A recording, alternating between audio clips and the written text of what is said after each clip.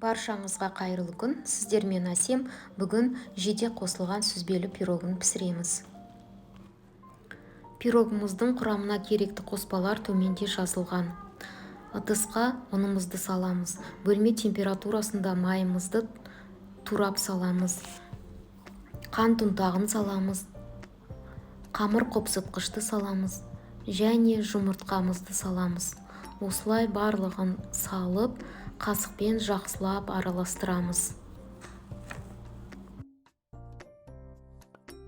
Осылай қамырымыздың барлығын қасықпен араластырып алғаннан кейін қолымызбен қамырымызды елеп аламыз. Қамырымыз орташа болады, жұмсақ та емес, қатты да емес. Қамырымызды пергамент қағазды төселген қалыпқа тегістеп салып шығамыз. Осылай барлығын жақсылап салғаннан кейін тоңазытқышқа 30-20 минутқа қоямыз. Ыдысымызға сүзбені, қантты, қаймақты және жұмыртқаны, ванилинді салып, блендермен әбден езіп аламыз. Блендермен араластыру маңызды емес, сіздер венчикпен араластырсаңыздар да болады.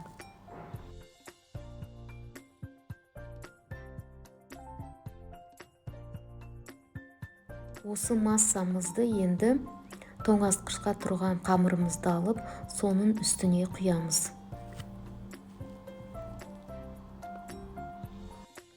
Сүзбеміздің үстіне әртүрлі жемістерді салуға болады, немесе шоколад салуға болады.